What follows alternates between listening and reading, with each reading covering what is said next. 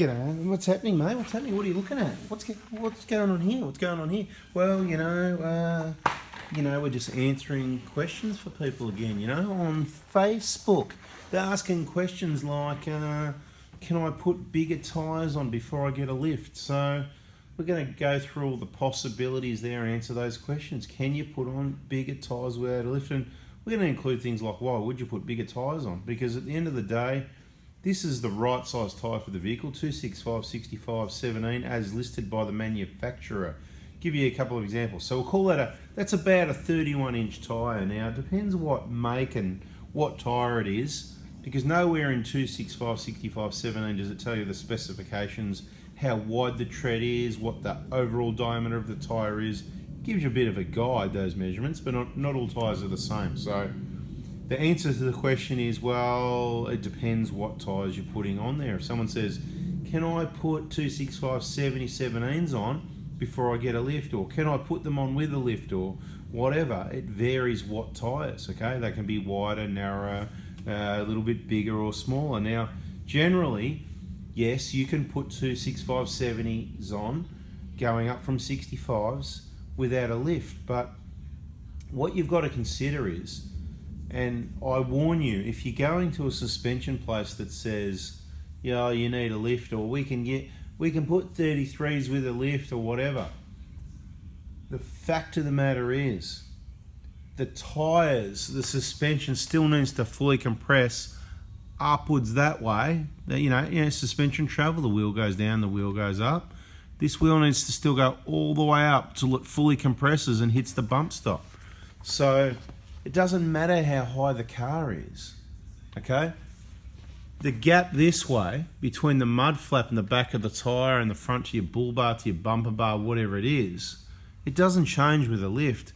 All you're doing is lifting, the tyre staying there, you're lifting the vehicle up that way, increasing the opening there. You can already see there's enough opening there. I could put a 35-inch tyre on without a lift. The place where it's going to hit is at the front and the rear, on the chassis, on the upper control arm there. That's why we've got a light sit there. I didn't know what to put in the picture to show you and to demonstrate this, but it's just, I don't understand. It's been going on for years.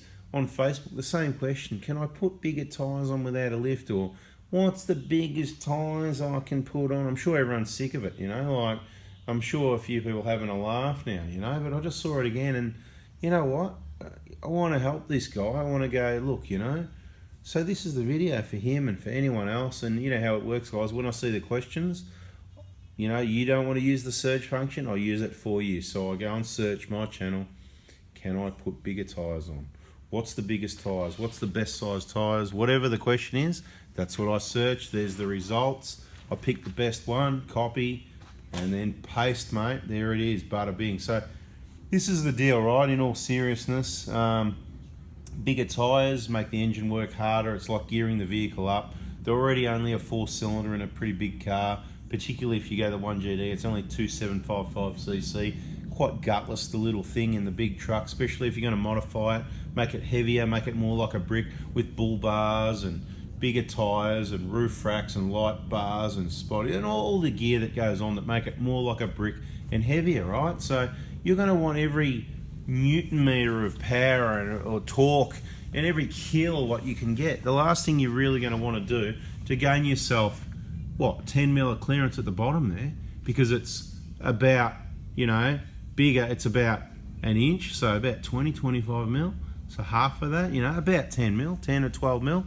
It's not much clearance. Look at the size of the truck, look at the size of the tracks. You think 10 mil is going to make that much difference? Now, each to their own, definitely. If you don't drive as a daily driver, you got your Corolla or whatever, and then just on the weekend you go and hit the tracks and you love those hardest tracks and you just drive down the road 20 k's, 50 k's, 80 k's, and you're out on the tracks all day, then maybe the big tyres and the clearance is for you. But for people that have to drive the vehicle and get to and from places they're either touring or using them like normal everyday vehicles also, having bigger tyres isn't really a good option. So I hope we pointed out a couple of things there. So your clearance issues, it's not all about just, the lift, right? Because the issue, the lift, that's going to go, it's going to give you a bit more there, doesn't change anything else, okay? And it still needs to fully compress all the way in to the bump stop. So the places where things are going to hit with bigger tyres are, think about it, when you turn and that tyre goes like that, the inside edge, right, the inside edge of the tyre in here is what's going to hit in on the chassis or the sway bar. I can tell you, it's just kind of in behind there. It's where the inside corner of that tyre hits the sway bar and it rubs there. And around the back here on the inside edge of the tyre around there, it rubs on the chassis with a bigger tyre. It doesn't rub with these size tyres.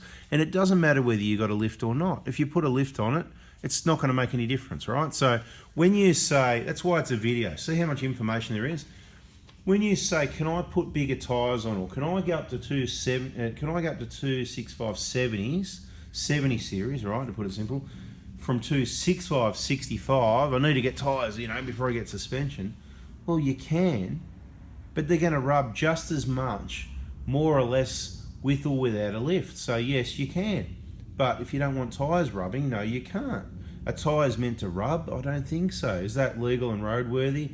I don't think so. Do you care? I don't think so. I'm just joking. Some people do, a lot of people do. Some people do, some people don't. Again, each to their own. Everyone's different. We're just here to sort of get you thinking outside the square. So the things that hit, the other things that hit at the top of the tyre, at the back there, that control arm. Once the tyre gets taller and wider, the tyre can start rubbing on that upper control arm. Then people start spending money to get different control arms. Then they go and get different offsets. An offset is where the wheel sits, right? So if, you change your offset so the wheel sits out this way a bit more, a bit more towards us. It gets the wheel away from the upper control arm and hitting the chassis and the sway bar. Great, let's all just put a different offset wheel and the whole tyre sitting further this way. Well, good and bad, because there's a reason why the manufacturer chose that offset, and it's to put the correct load on the bearing, right? There's a bearing in there, of course, that you want to last. You start changing the offset, puts all the load on one side of the bearing sort of thing, There's a reason why they do these things. So we don't really like changing offsets. If you bring it out a little bit, it's probably not going to matter, 5 mil. I mean, it's all going to make a difference, but it's over what period of time. It might take a long time to, make that difference. Now, so, you got to start going and changing wheels and tyres in. And then when you bring it out, think about this, right? You brought it out this way. So then when you turn full lock that way, it's that outside edge there that might be hitting, depends if you got a bull bar or not, that might be hitting there then, when you turn, because it's close, and because you go bigger, it's then going to hit in there. But you might have a bull bar where there's nothing there, so that's cool. And then you see same thing at the back corner there, right? So you brought it out this way.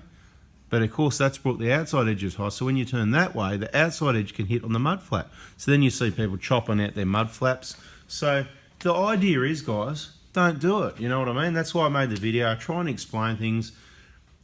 Key thing, regardless of whether it's got a lift or not, the tyres need to work. So what I'm trying to say is, go put the tyres on without a lift. If it doesn't work without a lift, it's not going to work with a lift. It might be better. It might hold it in a different position once it's gone up so that it rubs less or whatever. Whenever it's compressed and flexed, and just remember this one, you might even put them on and try them out. But if you're just a show pony and you're all dressed up, nowhere to go, it might be okay. But when you actually put the car on the tracks and there's a lot of pressure and you're on a hill and there's rocks and things get pushed and the whole car, the whole chassis gets sort of twisted a little bit, in the body to the chassis, everything moves around, and it's because the body, that's this part of the vehicle, is independent to the chassis there, it's on rubbers. The body can twist to places, and yes, it can, the tyres can hit. So you go one size up, generally 265/70, you're not going to have too many problems. You're going to have a little bit of rubbing here or there, I can tell you, absolutely. This is what we specialise in. We see these on the hoist all the time. We know where they rub, but it's not bad. You probably wouldn't even notice it rubbing. That being said, my advice, stick with the original 265/65. It's going to be much easier for you to get a roadworthy when you sell the vehicle if you've got the correct wheels and tyres, the right offsets, and the correct size tyre, because most roadworthy testers that are doing proper roadworthies will look at the tyre size, and there's a number of reasons why they don't want bigger tyres. What else can I say? And the only other thing I'll add to it is, while we're at it, see that emblem there in the middle, Genuine wheels and tyres are the go. That's why, you know, we like black wheels too. We had black wheels on the other cars for years, for many years, right? Now, I'm not the trendsetter. I didn't do it first, but we know the guy that did. But it looked good. We agree with it. So those wheels, paint them black, powder coat them, whatever you want. Keep the genuines. They're tough. You can bang them around. You don't damage. Those steel rims, cheap Chinese crap, whatever. And, you know, they just get bent and they're cheap and they wobble and you never get them balanced. Anyway, guys, hope that's answered the question. Hope that's been helpful. I'm out of here. If you got something out of that and that you just went, wow, I'm going to stick with 65s now, please give us a thumbs up if you like that for that info. We all went to 70 series at one point, and most of us have gone back to 65s because for that reason we've worked out that much clearance isn't worth the extra fuel, the lack of power. It's just much nicer with 65s. Thanks for watching, guys. Please, if you haven't already, subscribe and stick that bell on. The bell's next to the subscribe button so you don't miss the next important bit of information. Thanks for watching. See ya.